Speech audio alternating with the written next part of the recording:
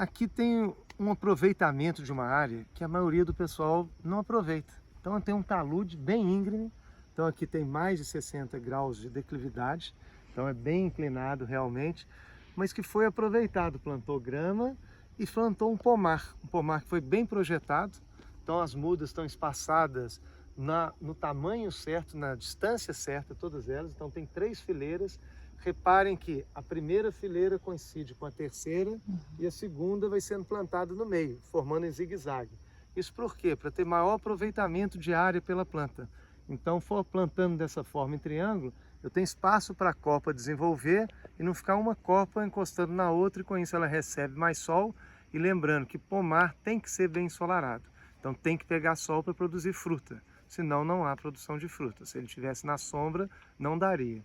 Então aproveitou esse espaço, cada situação tem um aspersor em cada planta ali, ó. Então a irrigação é importante, então a pessoa aqui já liga a irrigação e cai um aspersor em cada mudinha daquela, molhando aquela planta. Então mesmo no período seco você tem condição de ter produção de flor e fruto, porque na hora que a planta está começando a florescer e produzir o fruto, se faltar água, essa flor cai e esse fruto cai e ele não consegue formar. A água é extremamente importante na produção da flor e do fruto ali, então tem que ter irrigação ou estar no período chuvoso. Que plantas que ela tem aqui nesse pomar? Aqui ela teve a escolha, foi a gente que fez o projeto aqui, então aproveitamos o máximo de planta possível aqui. Então tem desde cajamanga, que é uma planta exótica, mas extremamente saborosa, muito gostosa, que vocês estão vendo, frango, os frutos ali. Tem pêssego, que é obrigatório fazer poda para produção. Então, Essa podada. daqui a pouco vai ser podada para que ele produza, senão não tem produção. Tem acerola, tem outro pé de acerola, tem pitanga, tem laranja, diversos tipos de laranja, citros, tem goiaba, tem, assim, nós temos aqui, se contar, são em torno de 35 espécies que a pessoa vai estar comendo fruto praticamente o ano inteiro. Aqui nós estamos indo para o 4º ano dele, então você já vê que já tem produção, então você já vê laranja produzindo, mexerica produzindo, o cajamanga que vocês estão vendo aqui. A acerola é um pouco mais demorado para iniciar a produção, mas quando começa também, um pé de acerola, você distribui aí para umas 10 famílias ali acerola, põe congelado e faz suco praticamente o ano inteiro. E Haroldo, quais são os cuidados básicos que você deve ter para ter um pomar em casa? Ó, uma coisa importante é ter irrigação, se você quiser ter sempre uma boa condição com a planta o ano inteiro. Porque nós estamos no sudeste, mas se estivesse no sul, centro-oeste, você tem um inverno muito acentuado durante 3 meses. Então essa planta iria sofrer. Um bom plantio é importante, lógico que um projeto para você escolher quais espécies, quais cabem. Por exemplo, se eu quisesse plantar uma mangueira aqui, não daria. Ela iria ocupar todo o espaço, sombrear as outras e as outras não iriam produzir.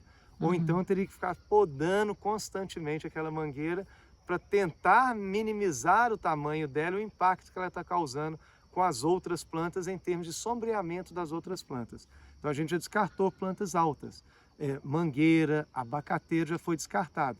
Então pegou plantas de porte médio e pequeno, que com isso você tem maior condição de ter frutos ao longo do ano inteiro e principalmente no pomar doméstico é muito importante não trabalhar com agrotóxico. Porque você vai comer uma fruta saudável que você vem aqui qualquer hora do seu pomar com uma faca, descasca uma laranja, chupa sem problema nenhum de toxicidade, como uma acerola, sem problema nenhum. Então essa é a grande vantagem. Eu tenho uma planta que eu produzo na minha casa, aproveitando um espaço que praticamente a pessoa não iria aproveitar, que é um talude bem íngreme, e com esse espaço você ainda tem produção, que é bem prazeroso você colher um fruto no seu quintal. Vamos falar de adubação, Haroldo. Quais são os cuidados? Qual a época do ano? A gente está agora entrando no inverno. Isso, Qual é a época melhor para fazer adubação? Quais são os cuidados em relação a isso? uma ótima pergunta que você fez, por quê? Normalmente, se você está em local que o inverno é frio, essas plantas normalmente entram num período de dormência. Ela diminui o crescimento, ainda tem um crescimento que aqui nós estamos no sudeste, não é tão frio assim. Se eu tivesse no nordeste, norte, o inverno praticamente a temperatura, a planta continua crescendo, só tem diminuição do comprimento do dia, que é horas de sol. O sol nasce mais tarde se põe mais cedo. Uhum. Então você tem uma diferença que ela cresce um pouco menos. Mas de regra geral, temperaturas baixas no inverno, a gente não faz adubação nesse período. Então até o mês de maio eu poderia fazer. Junho, julho e agosto eu não faria adubação. Depois você volta em setembro, na primavera. Meados de setembro a temperatura já está aumentando, aí eu já posso entrar com a adubação, entre meados de setembro até a primeira quinzena de outubro no máximo. Aí eu entro com 3 tipos de adubação. Peraí, mas por que até a primeira quinzena de outubro? Não posso fazer no verão? Não, Depois, pode fazer sim. A pode, gente vai né? começar fazendo na primeira quinzena de outubro, tá. Aí conto 3 meses depois, faço outra adubação, 3 meses outra adubação e 3 meses outra adubação. Quando a gente fala 3 meses essa adubação, é que a gente divide em 4 adubações ao longo do ano, evitando fazer adubação nesses meses de inverno, se no local que você está tem inverno rigoroso. Tá. É importante também falar uma coisa em relação nisso. É importante que a gente trabalhe de 3 formas para ajudar a planta de todas as formas.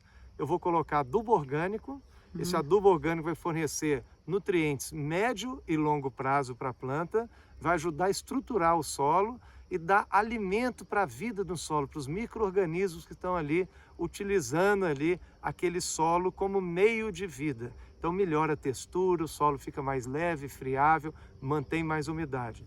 Adubo mineral, porque o adubo mineral a gente consegue quantificar, então eu sei certinho o que eu estou colocando. Eu vou lá, compro um adubo mineral com a formulação que eu acho necessária e coloco.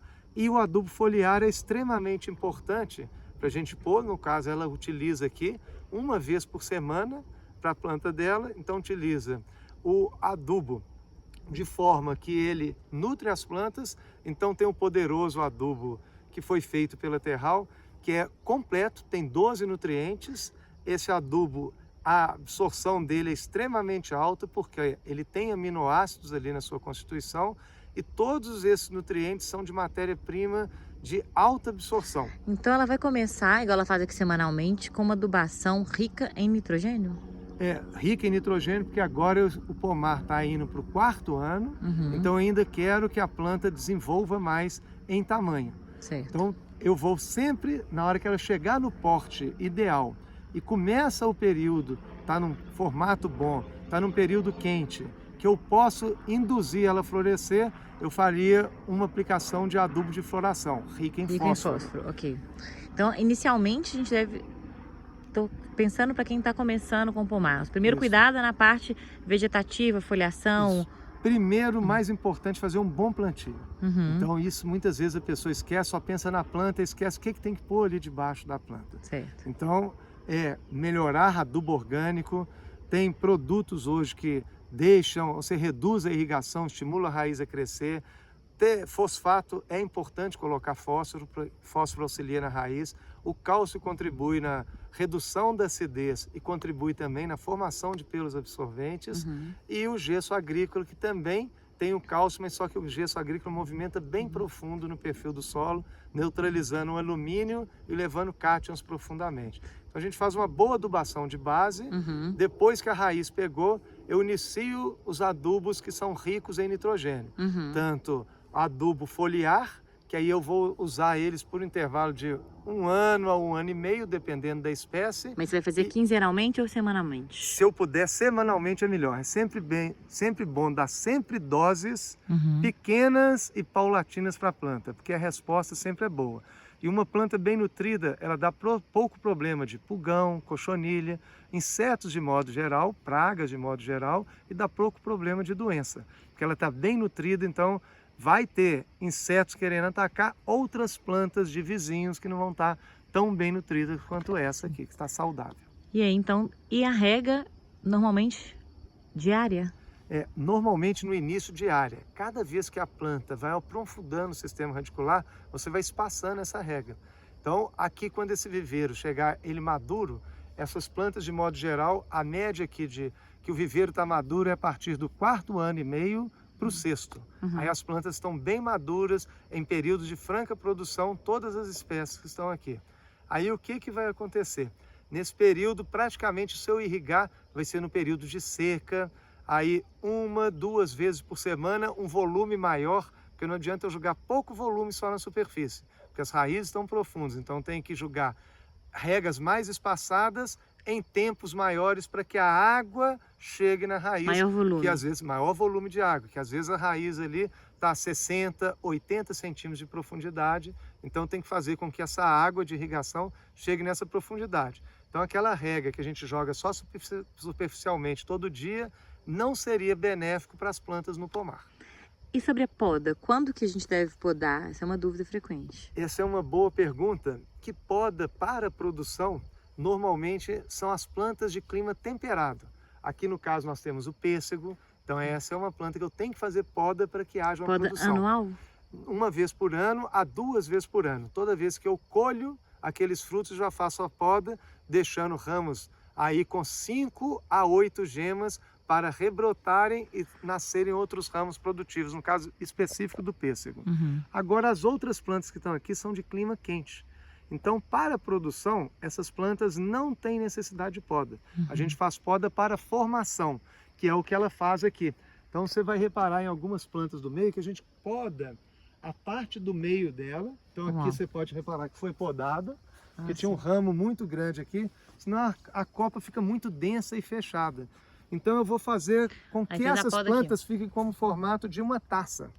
Então ela vai ficar aberta. Eu podo o centro para quebrar aquela dominância apical e faz com que os galhos laterais cresçam e desenvolvam. Com isso facilita a minha colheita e facilita também a insolação na planta. Sol é uma das coisas mais importantes para a planta frutífera. Na hora que ela está com a copa muito densa e muito fechada, ela começa a não ter sol naquela parte central, então é importante cortar alguns galhos no centro para que o sol consiga penetrar e aumente o número de folhas no centro, não fique só folhas na beirada externa da planta. Com isso tem mais fotossíntese, com isso tem mais frutos de maior tamanho e maior quantidade de frutos também. E a poda? Antes do inverno, após o inverno? Essa é uma ótima pergunta. Para todas as situações, quem está em local onde o inverno é frio, nunca fazer poda no meio nem do final para o início da primavera. Se você corre o risco de ter geada, eu podo no meio do inverno, esses brotos que estão nascendo aqui, ó, igual esse aqui, por exemplo, se a temperatura noturna baixar, ele fica atrofiado, para desenvolver, eu perdi minha mão de obra, perdi um tanto de carboidrato que veio aqui para formar o broto, perdi hormônio para cicatrizar. Então não pode fazer no inverno. Fazer outra poda. Não deve fazer de forma alguma poda no inverno. Nem no início, nem no meio? A não ser que tiver, por exemplo, no Nordeste, que o inverno lá praticamente Nordeste é chuvoso, só tem isso. Lá fala o inverno porque chove mais, mas a temperatura é alta ainda nesse período. Aí não teria problema. Mas nem no início, nem no meio, nem no ou final aí você pode fazer. Desde que eu não corra o risco daquela data, eu estou aqui no Sudeste. Então, se eu estivesse no Sul, mais ainda. Se eu estivesse no Sul, talvez eu ia fazer no meio de outubro. Aqui no Sudeste eu posso fazer na primeira quinzena de outubro, que dali para frente a chance de dar uma temperatura baixa noturna para atrofiar broto é mínima, assim. A gente não pode falar que é 100%, mas é muito próximo disso. Tá, então, se não pode fazer no inverno, qual que é a época ideal de podar o pomar? Início da primavera. Esse é o melhor período para os locais onde tem temperatura fria. Onde tem sempre temperatura quente, depois de toda a produção, a gente pode fazer uma poda. Poda de limpeza, a gente faz o ano inteiro, até no inverno. O que é poda de limpeza? Retirar galhos secos, que estão secando, galhos que estão morrendo. A gente sempre faz essa limpeza. Mas não é uma poda drástica. Não é uma poda drástica. É tirar um ou outro galho que você vê que secou por um motivo específico. Então é não deixar aquele galho ali. Mas a poda certa de qualquer planta, mesmo plantas também ornamentais, é feita no início da primavera para evitar temperatura fria. Tá. Agora sobre pragas e doenças, eu vou gravar um vídeo novo para a gente falar sobre isso, tá? Tranquilo.